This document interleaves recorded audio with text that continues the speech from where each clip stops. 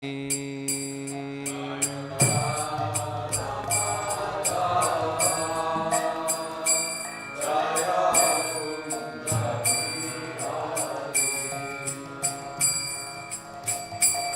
Jana Vallabha Jaya Girivardhari Jaya Girivardhari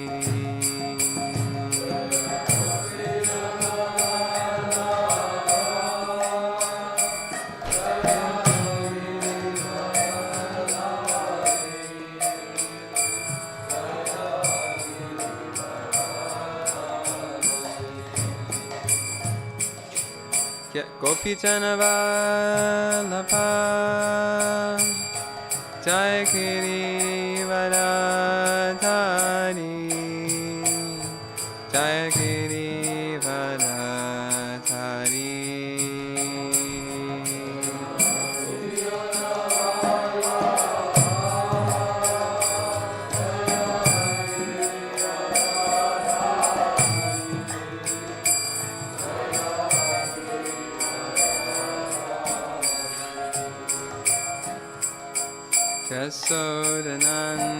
Yasodanandana Jaya Prachachana Ranjana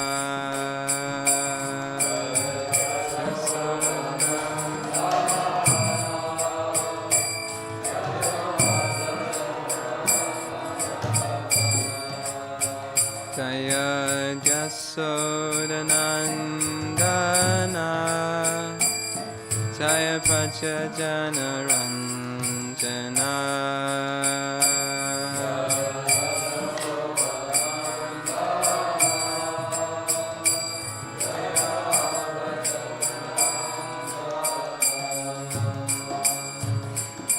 Yamuna Tiravanachari Jaya Kunja Bihari Jaya Kunja Bihari Yamuna Tira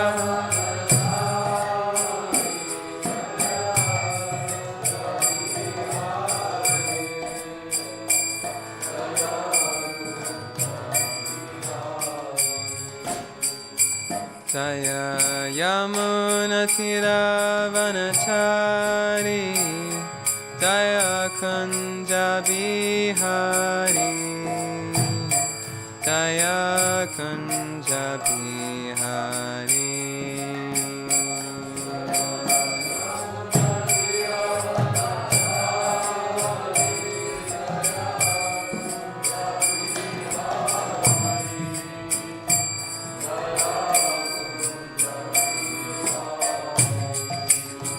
Jaya Radha Madhava Jaya Kunja Bihari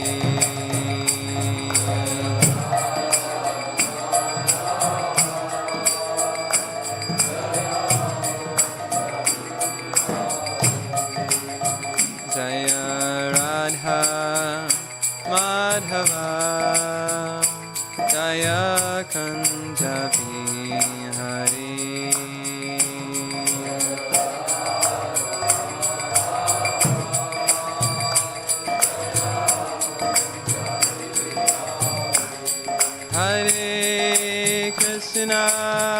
Hare Krishna Krishna Krishna Hare Hare Hare Rama Rama Rama Hare Hare Hare Krishna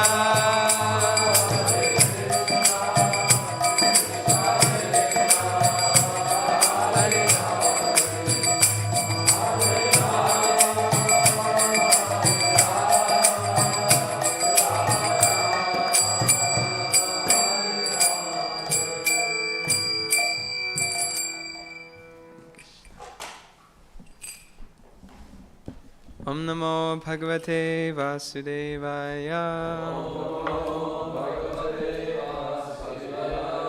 Om Namo Bhagavate Vasudevaya.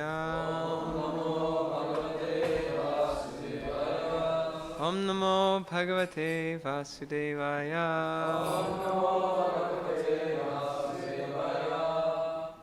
Hare Krishna. So welcome everyone to the morning Srimad Bhagavatam class.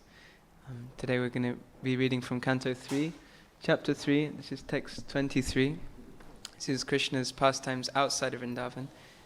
So Sukadeva Goswami is giving a short summary of some pastimes outside of Vrindavan to give us a little taste of for later on.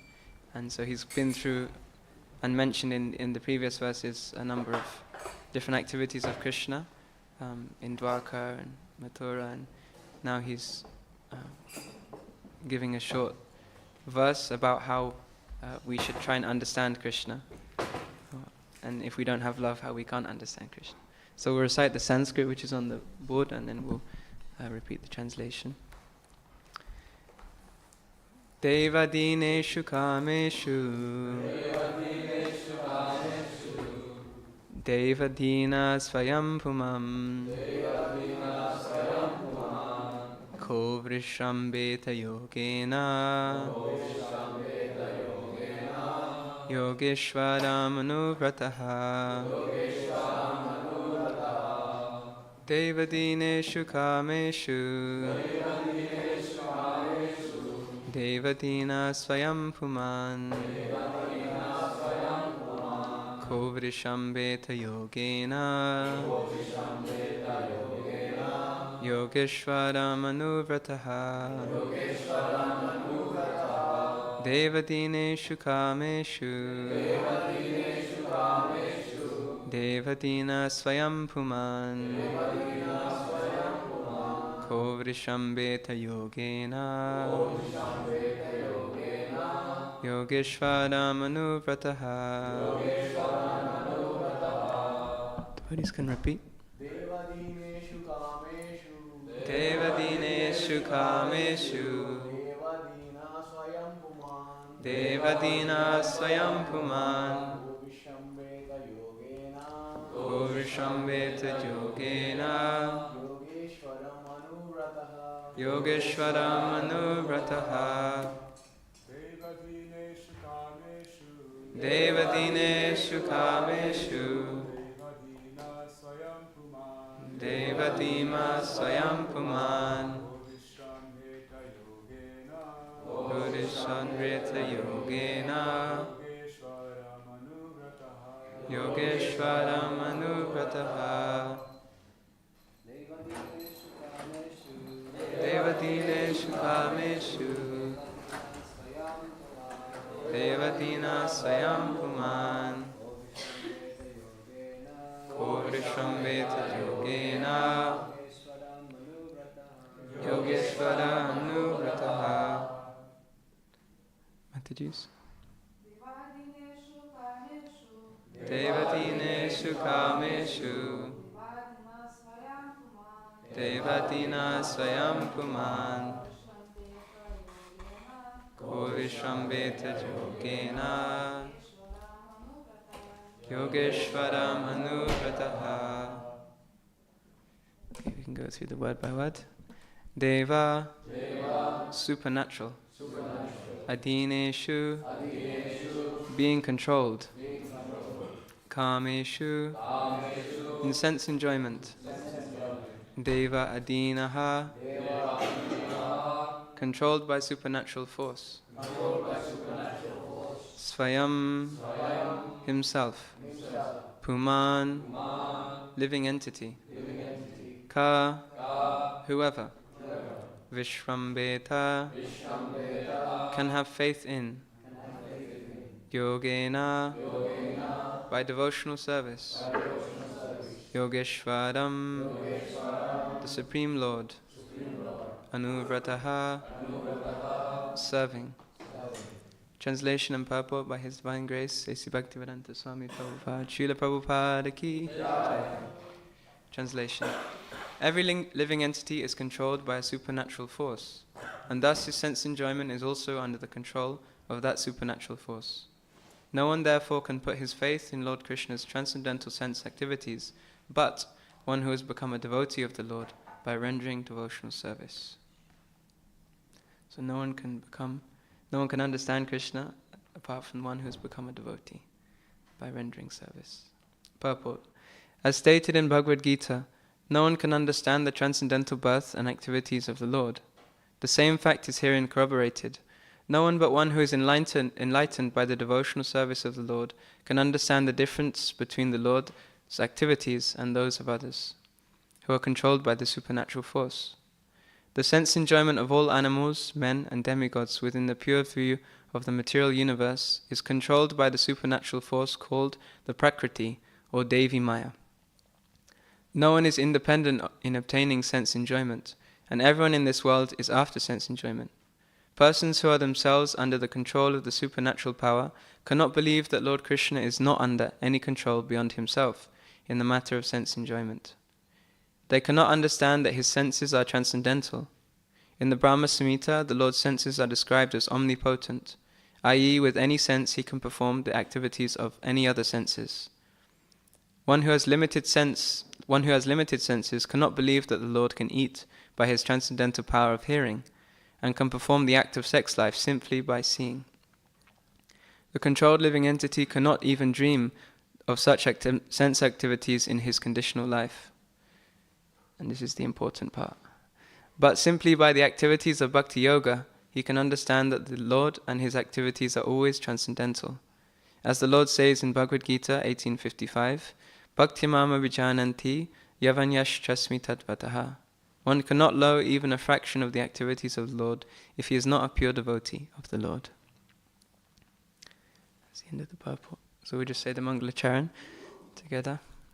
Om Jnana Timirandasya Gyananjana Shalakaya Chakshuran Militam Yena Tasmai Shri Gurave Namaha Shri Chaitanya Manopistam Stapitam Yena Bhutale Swayam Rupa Katamayam Dadati Swapadantikam Vandeham Shri Guru Shri Yuta Padakamalam Shri Gurun Vaishnavamscha Shri Rupam Sagrajatam Sahagana Raghunathan Vitam Tam Sajivam Sadvaitam Savadutam Parijana Sahitam Krishna Chaitanya Devam Shri Radha Krishna Padan Sahagana Lalita Shri Vishakhan Vitamscha He Krishna Karuna Sindhu Dinabandhu Jagatpate Gopesha Gopika Kanta Radha Kanta Namostute Tapta Kanchana Gaudangi Radhe Vrindavaneshwari Vrishabhanu Sute Devi Pranamami Hari Priye Vanchakalpa Tarunvyascha Kripa Sindhu Bhaivacha Patitanam Pavanebhyo Vaishnavebhyo Namo Namaha Jai Shri Krishna Chaitanya Prabhu Nityananda Shri Advaita Gadadhara Shivasri Gaura Bhaktavinda Hare Krishna Krishna Krishna Hare Hare Hare Rama Rama Rama Hare Hare. Hare Krishna. So thank you for this opportunity. Sukadeva was meant to give class, but they asked me yesterday to cover the class. So I tried to prepare something last night. My apologies if it's not quite up to scratch, but requesting all of your blessings that we can speak something in line with our spiritual master and Srila Prabhupada. So for this class, I really wanted to focus on this idea that through service, through rendering service to Krishna, this knowledge is revealed to us. So it's kind of very opposite to the modern worldview that to get knowledge you have to kind of work at it. You've got to study, you've got to research, you've got to... whereas in kind of the transcendental sphere, it's actually the opposite, that through service, through developing this love that Prabhupada talks about in the purport, developing love of Krishna, this knowledge is actually revealed. And we see this throughout so many verses we call Om Jnana Timirandasya. This knowledge is my spiritual master. Opened my eyes, and he reveals this knowledge. And so many times we see this principle of knowledge being revealed to us rather than something that we acquire by our own kind of research. So I wanted to focus on that and having a look at how that actually happens, this idea of revelation. And you see it's common amongst most spiritual practices or faiths, this idea of kind of revelations, of spiritual knowledge being revealed. So we're going to explore a little bit about that. And I was actually reading yesterday one book, and this whole topic came up, so I was really grateful because I was thinking, I've only got a couple of hours to prepare for class, and what do I speak? So this whole topic came up, so I took some notes, and I'll try to present some of that. And there was kind of three main themes that stuck out. Normally I'm not a fan of acronyms and things, but it kind of worked out. There's three things that really stuck out to me. It was seva, or service, sangha, or association, and sharanagati, or surrender. So 3 S's. Normally I'm not such a fan of these kind of acronyms and things, but for me these things really stuck out as 3 main principles of how this knowledge is revealed, at least from what I was reading. Of course there's many others. We know that through the holy name we have so much revealed through so many different practices. All 9 aspects of bhakti, things are revealed to us, but these 3 really stuck out to me, so we'll try and go through. Kripa Mahaprabhu said when you give a good class, you should stick with 3 points. He said then people will remember. If you go into more points, then they'll lose track. So we'll stick with these 3 points. So the first point I wanted to look at was Sangha, or association. How association reveals knowledge of Krishna through association of devotees. So the first thing that the book was going through was that we have to look at where mercy comes from in its source. How is it passed on? So I have a quick question for you. Does mercy come from Krishna, or does mercy come from the devotee? Okay, yeah, it comes from Krishna through the devotee. Yeah, but Krishna in the Bhagavad Gita says that Samoham sarvabhuteshu, I'm equal to all. I don't favor anyone. I'm not really involved. And the Acharyas comment that means his separated energies. So he's equal to his, which means the material energy and the non-devotees. So he's not interested in involving directly with them. But then he says, Ye bhajanti tumam bhaktya, maite te shuchapyaham. Whoever renders service unto me, I'm a friend in me, and he's a friend of mine, and I'm also a friend to him. So Krishna is saying in this verse that he's more directly involved in the life of a devotee. He's a friend to the devotee. He feels their suffering. He gives them mercy more directly. So, like we said, Krishna is the source of mercy, but he doesn't get directly involved with people that are not on the spiritual path or the material energy. So then, if that's the case, if he only gives the mercy to the devotees, then how does one become a devotee if Krishna doesn't give his mercy? By associating with devotees, yeah. So that's the secret, is that devotees transmit Krishna's mercy. They're empowered to transmit. Krishna is the source, but he gives the power of attorney to the devotees. And through their free will, through their discretion, they can choose who they're passing the knowledge to. In the 10th canto, there's a beautiful verse, the demigods are glorifying Devaki. I'll just read the translation for you. It says, O Lord, who resembles the shining sun, you're always ready to fulfill the desires of your devotee, and therefore you are known as a desire tree, which is, in Sanskrit, here it's saying Kalpavriksha, but Vanchakalpataru, Prabhupada's quoting here. When acharyas completely take shelter under your lotus feet in order to cross the fierce ocean of nescience, they leave behind on earth the method by which they cross. And because you are very merciful to your other devotees, you accept this method to help them. A very amazing verse. It's kind of 2 parts. So, first part, and Prabhupada, in the purport actually explains that mercy is coming left by the devotees or by the acharyas who have crossed this ocean in the form of their books, in the form of the material that they've left behind. So we can approach Bhagavatam in that mood, that this is the boat that's been left by Srila Prabhupada to cross this ocean of mercy. And when we take that prayerful approach to the scripture. Sanatana Goswami says, Madeka bandhu mat sangim mat guru man mahadana. That Srimad Bhagavatam is my guru, it's my only friend, it's my only shelter. So he has this mood of really approaching the scriptures in such a way that this is the boat across the ocean left by the acharyas.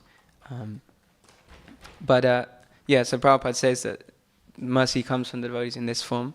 But then the second part of the verse is very interesting. It says that when they take shelter of your lotus feet and they cross this ocean of material suffering, they leave behind the method by which they went across. So how to break this down, that actually Srila Prabhupada or the acharyas, they have the ability to adjust the means by which we cross the ocean of nescience. So, for example, initially Prabhupada said devotees to chant 64 rounds. That was the standard that was set. But then Prabhupada saw that devotees were not able to do it, so then he reduced it to 16 rounds. And so Prabhupada has just changed the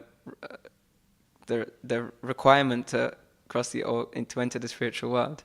And Prabhupada has that power to actually change the terms by which we can go back to Godhead. And so Krishna gives that power, and that's what it's saying in this verse, that they cross the ocean and then they leave behind them the method by which they cross. They leave behind them the path. So it's an amazing truth that Krishna is subservient to the will of his devotees, to the will of the pure devotees. He's willing to accept their terms. And how they want to distribute the Kripa Shakti, the mercy of the Lord. Another example of this is the pastime of Durvasa Muni and the chakra, when Ambarish Maharaj is being chased by the chakra. And Durvasa Muni is running away from this weapon, and he comes to Vishnu. He goes through all of the universe and he comes finally to Vishnu. And this is Vishnu's weapon, so Vishnu's own weapon. The chakra is chasing Durvasa Muni, so he thinks, okay, this is his weapon. If I come to him and ask him to please forgive me and stop this weapon from chasing me, then I'll be okay. So he comes to Vishnu and he says, please, I'm sorry, I surrender. Please stop this chakra from chasing me. It's yours, after all. You can. And the Lord says, actually, I can't. I'm sorry. It's my weapon, but I can't stop it. He says, only if you go to Ambarish Maharaj, only if you go to the devotee and ask him. And then he gives this beautiful verse, why he's able to do that. He says, Sadhavo hridayam mayam, that I'm in the heart of the devotees, and therefore whatever they want, whatever their desire is, I'm bound by that, by their love. So it's very, very amazing truth of Krishna consciousness. So that Krishna's mercy is following the mercy of the devotee. Or in technical terms, the Kripa Shakti is the ingredient cause, or is called in Sanskrit the Upadana Karana. And the mercy of the devotee is the effective cause, which is the Nimitta Karana. So just like you have clay, but until a potter shapes it and bakes it and turns it into a plate, then the clay is on its own is useless. But you need the person to kind of have the expertise to do that. So in the same way, the devotee is the same. The Kripa Shakti of Krishna is there, the mercy is there. But until the devotee turns that into something accessible for us, then it's no use on itself. And so therefore, mercy of Krishna is following the mercy of the devotee. And 11th Canto expands on this a little bit. There's a beautiful verse which says, Nirapeksham munim shantam, nirvainyam samadarshanam, anuvrajyam maham nitya, purvyayat angri renubi. It says that with the dust of my, this is a very beautiful verse, with the dust of my devotees' lotus feet, I desire to purify the material worlds, which are situated within me. Thus, I always follow the footsteps of my pure devotees, who are free from all personal desire, wrapped in thought of my pastimes, peaceful, without any feelings of enmity, and of equal disposition everywhere. Jai Maharaj, Hare Krishna. So, incredible verse that with the dust of my devotees' feet, I want to purify the material worlds, and I'm actually following behind them, following in the dust. It's from 11th Canto. I don't have the verse number written down. 11, 14, 15. nirapeksham munim shantam. Yeah, so amazing. Krishna's following in the dust of his devotees' footsteps. And therefore, in the same way, wherever the devotee goes, wherever the devotee by his free will is giving that mercy, then Krishna is following behind. So Krishna himself is seeing himself as a servant of a devotee. He's following behind in the dust. So when he sees others are doing that and acting in that way, then he's very happy as well, because he himself is saying that I'm following in the dust of my devotee. So if another devotee is doing the same, if someone's doing the same, then Krishna is very happy. And this humility of being the servant of the devotees really wins Krishna's heart. And every morning we sing the Samsara Dava verse. It kind of explains this principle, how Krishna's mercy is like an ocean of water, and the Samsara Dava Nanalida Loka, the spiritual mercy, is like the clouds, and he draws up that mercy from the ocean, and then he moves across and he distributes that to the devotees. So we sing that every morning. It's explaining this principle. So we understand that mercy is coming from the devotees, or through the devotees, coming from Krishna through the devotees. And similarly, if a devotee is not pleased with you, then that flow of mercy dries up, because Krishna is following the devotees. And if the devotees are not happy, then that mercy dries up. And oftentimes I feel like we can feel it also. If you do something, or you look back and you've felt like you've displeased your spiritual master or senior devotees or something, then you can kind of feel that things become a little bit dry.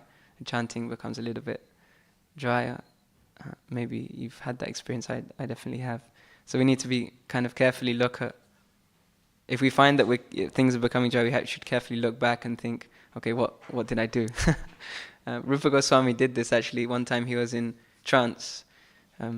It's quite a well-known story. He was absorbed in meditating on Krishna's pastimes. He was completely in trance. And in trance, he started to laugh because something was being revealed to him. He was watching or seeing certain pastimes. And he started to laugh. And he laughed out loud, although he was in trance. And at the time, there was one pilgrim walking past. And he thought he was laughing at him. And so he became a little bit upset, because it's like, why is he laughing? Rupa Goswami, he's like, why is he laughing at me? And so Rupa Goswami's trance immediately broke, and he lost, and he was bewildered. Like, what happened? What did I do? He immediately thought, what offense did I commit? What offense did I cause? And so he straight away went to Sanatana Goswami and asked, what did I do? How can I resolve this? I lost my trance like that. I must have caused some offense. So Sanatana Goswami said, you should cook a feast, or serve a feast to all the devotees in Vrindavan, and the person who doesn't come, that's the person you'll find out who you offended, and you go to that person, you offer your obeisances, and you beg for forgiveness. So that's the mood that we should humbly beg and really pray to our spiritual guides to reveal this knowledge, to be merciful. Bhaktivinoda Thakur says, Krishna se tomara, Krishna diti pado, tomara shakatiyache, amito kangal Krishna Krishna boli, tai tava pachi pachi. Krishna is yours, you have Krishna, and I'm just running behind you, shouting Krishna, Krishna. Please be merciful to me. Krishna Kaviraj also gives an example in CC. He says that Premadana vina vyartha daridra jivan dasakari vetana mor deha premadan. He says, without love, my life is useless. Without love of Krishna, my life is useless. He says, therefore I'm praying to you, please accept me as your servant, and in exchange, as my salary for being your servant, and please give me love. Please give me ecstatic love as my salary. That's all I want. So we really have to have that mood of praying to the devotees, praying to be a servant of the devotees, and begging for their mercy. Prabhupada said that, what was that? They were feeding some ducks, I think. Maybe some of you know this. They were feeding some ducks, and Prabhupada had some bread, and one duck was quacking loudest, and Prabhupada was just giving all the bread to this one duck. And the devotees asked Prabhupada, why are you not giving to the other ducks? And Prabhupada said, he's quacking the loudest. So he's asking for the mercy. He said the same way in our spiritual life, when we're asking for the mercy, then we'll get it. So if we really want their mercy, we have to be ready to humble ourselves for it. Jad Bharat Maharaj says to Rahuganath, not Jad Bharat Maharaj, Jad Bharat, I guess he's a Maharaj, but says to Maharaj Rahugana, he says if someone wants to realize the truth, they need to do this. They need to smear their body with the dust of a pure devotee. He says if someone wants to realize the absolute truth, they have to do this thing. And there's other examples in the Bhagavatam. Sukadeva Goswami says that if one hasn't received the dust of a devotee on their head, then their life is useless. Very, very strong, but just emphasizing this point that to be a humble servant of the devotees of the Vaishnavas is so powerful. CC is also full of examples of this, pastimes where people are really asking for the mercy. In the pastime of Kalidas, Chaitanya Mahaprabhu says there's 3 most powerful things for achieving Krishna consciousness. Anyone know what those 3 most powerful things were?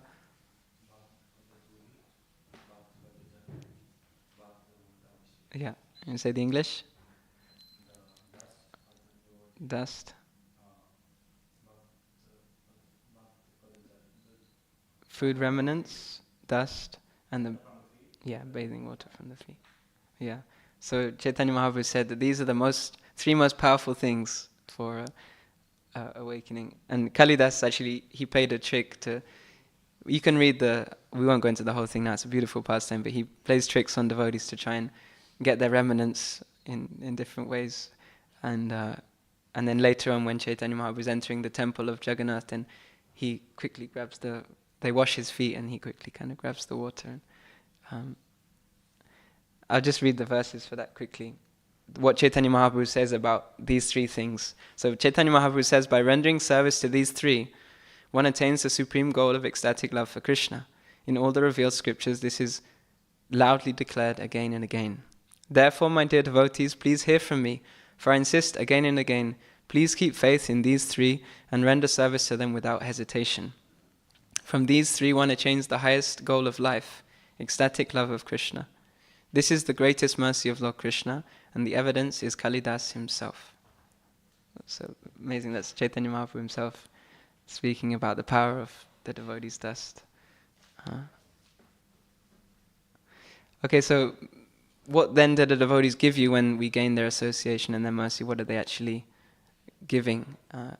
One well-known verse says, Yasya deve parabhakti yatha deve tatha guru tasyeta katityartha prakashante mahatmanaha. Who said, when we have that faith in the spiritual master, equally in spiritual master in Krishna, then the knowledge is automatically revealed from within our heart. All the conclusions of the Vedic scriptures, they're automatically revealed from within our heart by that faith and by that mercy. So we start to see things through their eyes, we start to see things through the eyes of scripture, and we actually begin to understand Krishna properly, like the verse in purport is talking about. Through this love, we start to see and understand Krishna. And so from the very beginning of Krishna consciousness to the very top end of Krishna consciousness, association is what is carrying us through. So we heard in the beginning that devotee is the one that plants the seed. They give that bhakti lata, or they start our spiritual life.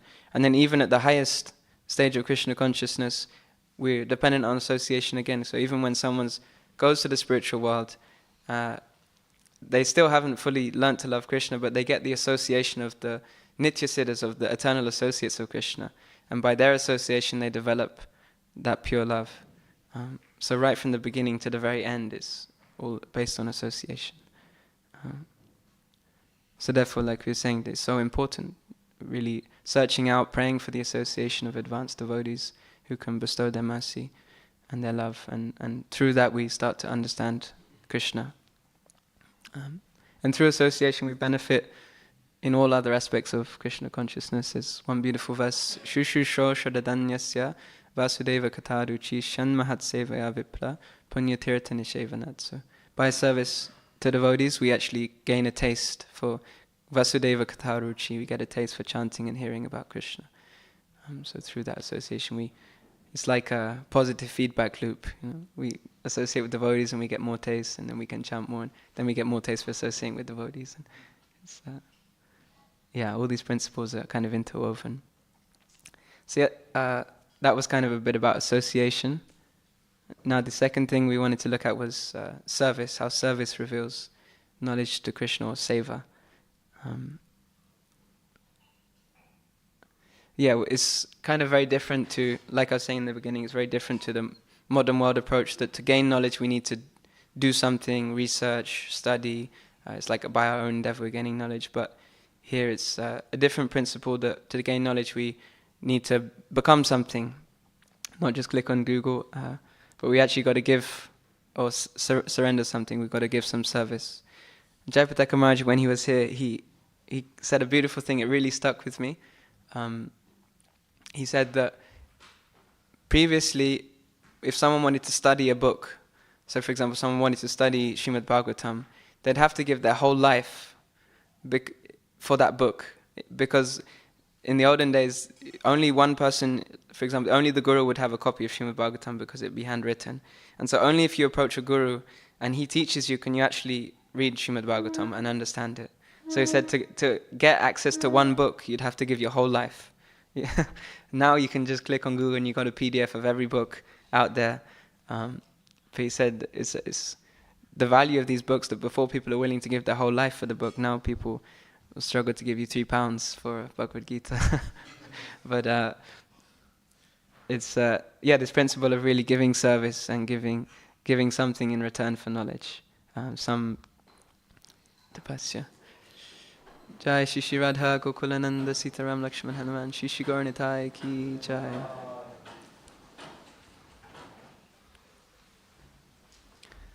And so Bhagavad Gita also talks about this principle of service as a way of attaining knowledge. So we have anyone know what the most important part of the Gita is? Trick question because there's a few of them, but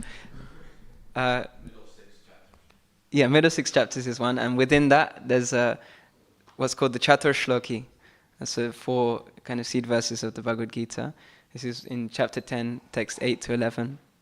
So we'll just read the translations, and Krishna is talking about this principle of serving to receive knowledge. So Krishna says, I am the source of all spiritual and material worlds. Everything emanates from me, and the wise who perfectly know this engage in my devotional service and worship me with all their hearts. The thoughts of pure devotees dwell in me. Their lives are fully devoted to my service, and they derive great satisfaction and bliss from always enlightening one another and conversing about me. To those who are constantly devoted to serving me with love, I give the understanding by which they can come to me. And to show them special mercy, I, dwelling in their hearts, destroy with the shining lamp of knowledge the darkness born of ignorance. So especially in text 10 there, it's saying that through service, but Bhajatam Priti Purvakam, that service with love, with Priti. So a number of times Prabhupada talks about this verse and he's constantly saying this Priti, this, you've got to do service with love, with some depth. And in the purport to this verse, Prabhupada talks, this verse here is saying, not the Bhagavad Gita verse, but he's saying how Krishna is able to do anything with any of his senses. The purport says that one who has limited senses cannot believe that the Lord can eat by his transcendental power of hearing, or can perform the act of sex simply by seeing. So Krishna can reciprocate our love also in any way. He can accept, for example, on the altar he accepts through mantras the food, or through his glance he accepts our offerings. He exchanges a glance of love with the Rajvasis. That can be the same for him as a hug, just through a glance. For him it's experiences. He's not based on the external act, but it's based on the love which is offered. So for example, Krishna feels the way the pujari is offering the incense, he could feel that the same as the gopis offering their bodies to him.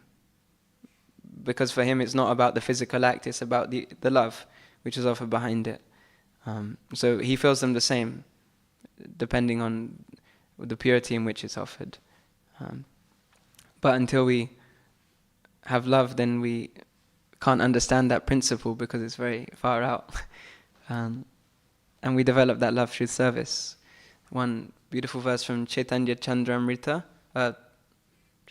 Chaitanya Chandradaya Nataka maybe, Yata Chandamrita, that's right. So Prabodhananda Saraswati says that Yata Gauda Padada Vinde Vindata Bhaktim Krita Punyarasi Tata Tatot Sarpati Hridaka Smadradha Paramboja Shadambo Rasi. He says through service to Lord Chaitanya, through service to the mission of Lord Chaitanya, then we automatically receive the mercy of Krishna, we receive the shelter of Srimati Radharani. And so he says through this service we develop that love. It's not that there's a separate, but through service to Lord Chaitanya, this love awakens within us. So serving Chaitanya Mahaprabhu's mission is a way to reveal this knowledge of Krishna. In the CC it says, Yari Dekitadikaha Krishna Upadesh, that wherever we go we should tell people about Krishna, we should introduce them to spiritual life. And through that service we directly gain Krishna's mercy, or we gain understanding and love for Krishna. So that was a little bit about service, and we'll finish on the last point, which was surrender, or Sharanagati, the 3 S's. So Krishna says, Sarva dharman parityaja mamekam sharanam vraja. He says, by surrender, then you'll come to me, you don't have to worry, you'll understand me. He says, ma suchaha, no need to worry. So what does surrender lead to? It leads to Krishna's grace. People are always, when you see children or small babies, people are always looking out for babies, right? They're like constantly looking after them. Why is that? Because they're kind of completely surrendered. They're completely dependent on their parents. They're completely they don't have any other shelter. And so therefore, naturally, everyone feels like, I have to look after this. I have to look after this child, it's so dependent on me. And it's the same, you see on the other side, someone who's very independent, very strong, and people are generally not looking out for them so much. He kind of, he's got himself sorted, he can look after himself. So it's the same in spiritual life. When we have that surrender, that dependence, and Krishna's there, he's there to look after us. But if we feel like on our own we can do something, and we can make it on our own strength, then we're left to our own devices, which can be dangerous. So we see that this idea of surrender leads to knowledge, and you see so many examples throughout scripture how devotees first had to surrender and then they received the mercy or knowledge of Krishna. We saw in the pastime of who's the wife of the Pandavas? Draupadi. How she was, and only at the point where she fully surrendered she received Krishna's mercy. Or Lord Brahma, only at the point when he was ready to engage in some sacrifice, and then the knowledge of Krishna and the Vedas was revealed to him. Only when Arjuna came to the point of saying, Shishyaste mam sharimam tvam prapanam, that I'm your disciple, I'm surrendered, I don't know what to do, please instruct me. Only at that point then Krishna gave the knowledge. I was last year in Mayapur, I was with my spiritual master, and he had a writer's block. He said, I can't write anymore, I just hit a wall, I can't do anything. So he said, I'm just going to take 3 days, and for the next 3 days I'm just going to chant 192 rounds a day. And then afterwards I'll carry on writing. So this idea that we have just got to really surrender to Krishna, and then the knowledge will be revealed. And then he said after that his writing was just flowed again. So it's really, and Prabhupada was so convinced of this principle that to understand Krishna we really have to serve and chant. And I think Keshav Maharaj, maybe you told this story, but one time there was rats in the temple, and Prabhupada asked the devotees, maybe I heard it from you. Prabhupada asked the devotees asked Prabhupada, what should we do about the rats? Should we kill them, or how should we get rid of them? What should we do? Prabhupada said, just chant. He said, what's wrong? Just chant. Am I right? No, you don't know, okay. Sorry? I was Bhuta Bhavana food class, okay. And so the devotees were kind of bewildered, like Prabhupada is telling us to chant to get rid of rats. But then they realized that Prabhupada was actually emphasizing the principle that externals is a reflection of the internals. So internally, if we're not clean, if we're not practicing spiritual life properly, if we're not chanting deeply, then naturally the externals are going to be dirty, and dirt attracts the rats. And so they kind of understood that Prabhupada is really looking at the root principle is the internal cleanliness, and then naturally everything will follow from that. So by being internally clean, naturally externally they would keep everything clean, and then the rats wouldn't come. So Prabhupada went straight to this root that everything depends on our Krishna consciousness. And the knowledge is revealed according to our surrender. Ye yatha mam prapadyante tam sateva bhajami aham. So how we surrender, how we approach Krishna, then we'll get that reciprocation. So through surrender, how does the surrender itself reveal Krishna? There's one beautiful verse. It says, "Premanjana charita bhakti velochanena." That we have this premanjana means this salve. Salve is like an ointment or a lotion to stop suffering. So when we receive this premanjana, this salve on our eyes, this ointment stops us. It allows us to see Krishna. It allows us to have knowledge of Krishna. And love allows us to see. It's very poetic, actually. It's very beautiful that love allows us to see. It kind of sounds almost cheesy, a little bit. Like, we follow your heart, or may I be guided by love. It's a little bit. But in one sense, it originates in the spiritual realm, that we should follow our hearts. In the higher sense, when the devotees achieve love of Krishna, then they're just guided by that love. They're guided by prema. In Vrindavan, sometimes the residents of Vrindavan are going to Krishna and it's dark, and they're going through the forest and they can't see, and their minds are so focused on Krishna that externally they're not aware of anything. But actually it's said that it's prema itself is guiding them to Krishna. Prema itself is actually there, bringing them to Krishna. So actually love is guiding them. And we see this even in the modern world. Kartik Chandraprabhu told this story in his class the other day, on Sunday. He said that he went to a Goshala in India and they had 60,000 cows. In Vrindavan, one Goshala has 60,000 cows. And so about 10,000 of them are calves. Right, so then it comes to the time of when the calves are going to be milked. So then they release 10,000 calves into a herd of 50,000 cows. But somehow all the calves know which is their mother. Like imagine this, it's like 60,000, it's absolute chaos. For our eyes, it's absolute chaos. But for the calves, they immediately know, okay, this is my mother. And they know, oh, she's in the corner over there, 2 kilometers away or something. So even for them, that connection, that love is guides them. So in the material realm, it's the same in the spiritual realm, that love really guides the devotees of Vrindavan and can guide us as well when we're in connection or in tune. So yeah, just in conclusion, we have a couple of minutes left. Those 3 were the main points that in the verse in the purport Prabhupada was talking about, how we can only understand Krishna when we serve him, when we develop love for him, and only through that revelation of then we actually receive knowledge.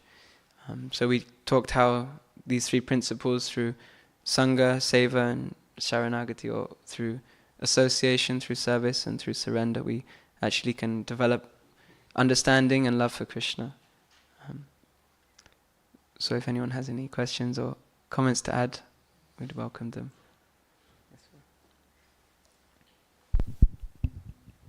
Yeah, one here. Hare Krishna. Thank you so much for your class. It was wonderful. I had this particular question about the principle you presented. Hare Krishna. Haribol. Okay. So again, thank you so much. And about the principles you presented, for example, to get the dust of the feet of the devotees and the remnants in the water and everything like that. I was just wondering about the mood and what causes this eagerness to go for it, because we do try to get the mercy, and he's saying that through that mercy, that knowledge is revealed. But am I thinking that, if I get the dust of that devotee, then I will get the knowledge? is that the mood, or this is completely something other? So my question is like, what is the intention and the mood behind it? Should we serve devotees because we want to get that knowledge revealed to us? It's like we want something in return. Yes. Or Yeah. is there another mood? I mean, yeah, in one sense it's... actually, I asked this question to my spiritual master. He said that isn't, like, if we're asking for something from Krishna, isn't that like not pure devotional service? So when we're chanting, we're asking, I want to love you, or I want to serve you. Isn't that like kind of being conditional? We're asking for something. And he said, no, it's okay, because by asking for love, we actually, our service will be better. So once we love Krishna, we'll be able to serve Krishna properly. So in the same way, if we're asking for the devotees, or we're serving the devotees, we want to get their mercy, so we understand Krishna, we start to love Krishna. It's fine, because that will be a better servant then, or we'll increase our service. So it's good to ask, yeah. It's a spiritual thing. We want something spiritual in return. It's not material. No? Prajan Fu has a point.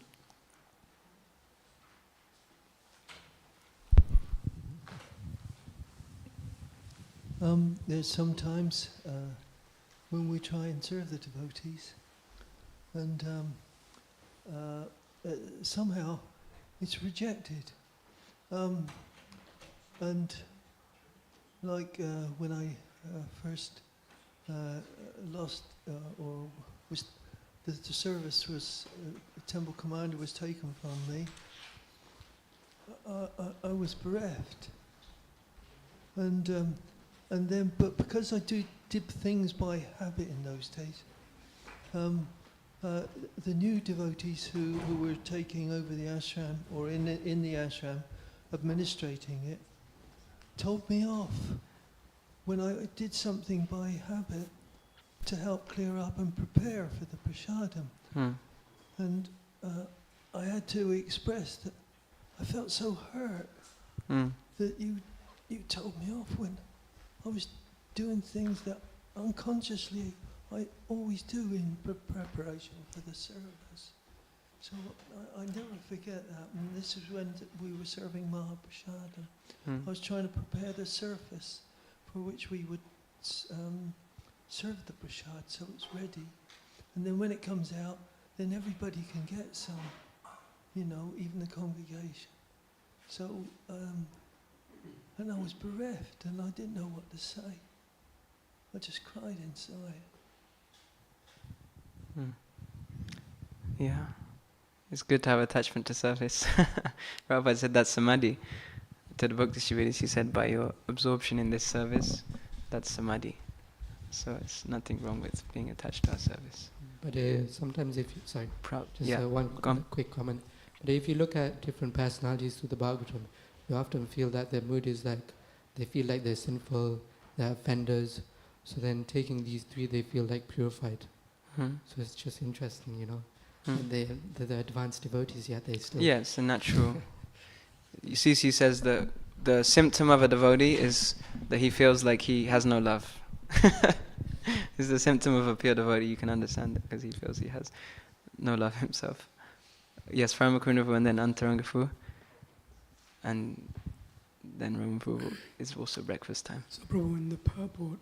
Yes. And I think you kind of spoke about it a little bit, that Krishna can engage in sex life by seeing. And then, of course, in the previous text, yeah, it is said that Krishna was engaged in ephemeral sex life. So then, if you can engage by seeing, well, why would he? Yeah. So someone may ask that question. How would you? Yeah. How would you answer that? Yeah, as far as I understand, it's the devotee's desire to serve Krishna in a certain way. And Krishna reciprocates only with the love. So like I was saying, he feels the incense or he feels the glance in the same way as he feels accepting, or for example, the gopis offering their bodies to Krishna. He feels that in the same way. It's just about the exchange of love.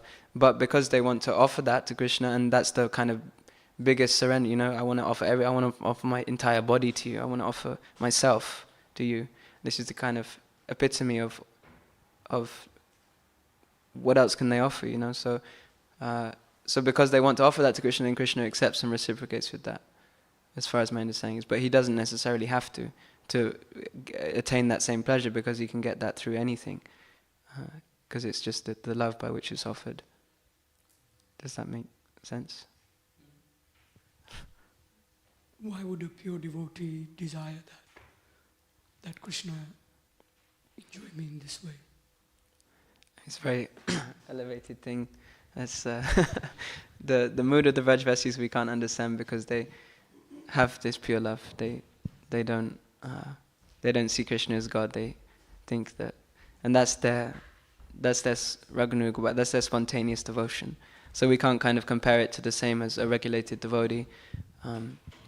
And in the world of the practicing devotees, CC says, Seva sadhaka rupena, siddha rupena chatrahi. That externally, even if someone internally has this mood, then they should still externally act as a normal devotee. So that's within the realm of devotion as of sadhakas.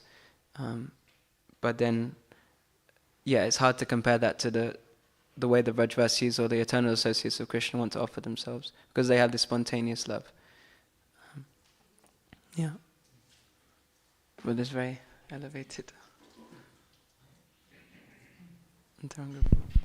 I just found one very, very nice verse from the 10th canto in the pastime of Sudama Vipra, Sudama Brahmana. And this is from I think chapter 81, this is text 37. And it's very interesting just because he says, basically, Sudama Vipra is glorifying Krishna, but he said, I can't do this without the association of the devotees. So this is the translation. The Lord is supremely compassionate reservoir of all transcendental qualities.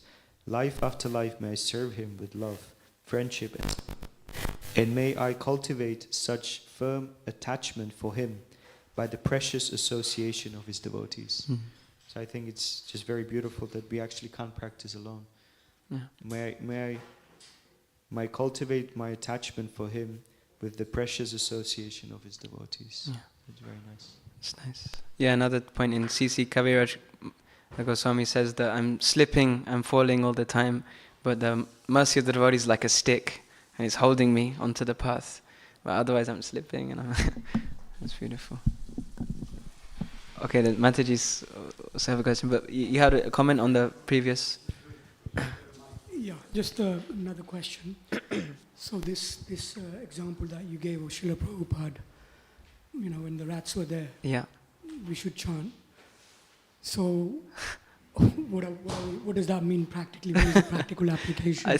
Should we not clean the temple room and just chant? No, I think it's a principle that we should have very, very strong spiritual life, and by internally being very pure and very clean, then externally, naturally things will follow. But not that we should, I'm sure Prabhupada wouldn't want us to neglect cleaning the temple room, but I think the principle was that to be very, very sincere in our spiritual practice, well, naturally the externals will kind of follow on from that. Okay, there's one more question from them, and then we should finish as breakfast.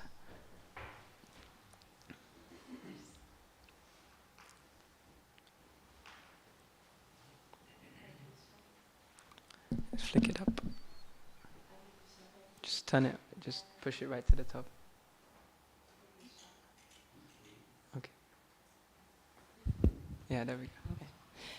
Hare Krishna, thank you.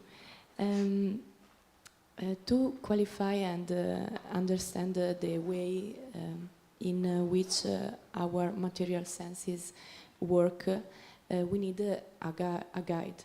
That is the Guru. The basis of spiritual life in Sri Chaitanya Charitamrita is Sadhu, Guru and Shastra. No? Orienting the consciousness is not enough.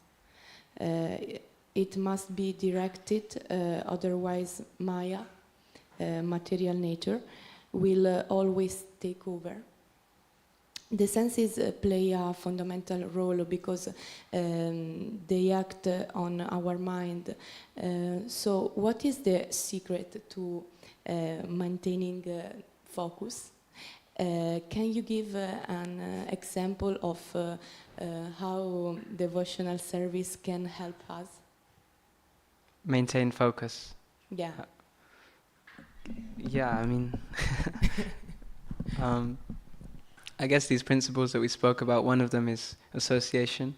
It's so powerful just to be around focused devotees, and when you see that someone's really into it, they're really into their chanting, they're reading 1-2 hours a day and studying, and then you're like, okay, I should also do something.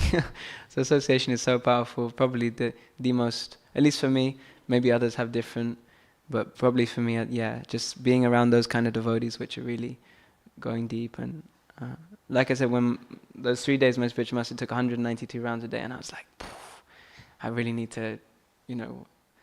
So then next day after that, I tried to do 64 rounds and do my little and just try something, you know. So by that association, we gain such inspiration. For me, that's the most powerful thing. Others might have different kind of, yeah. Thank you. Hare Krishna. Okay, we should finish there. Srimad Bhagavatam ki, Srila Prabhupada ki, Gaur Bhaktavinda ki jai.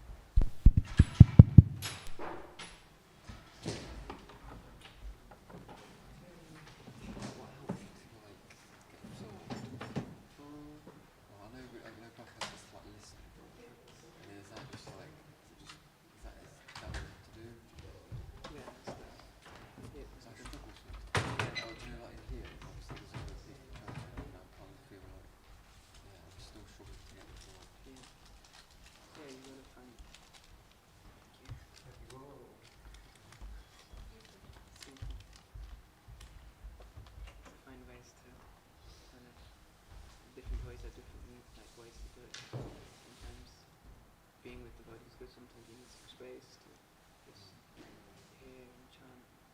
Also, it's a process as well. The more we read, that we start to understand more about the holy name. If we read books about chanting and we get inspired. Okay, well, it means this.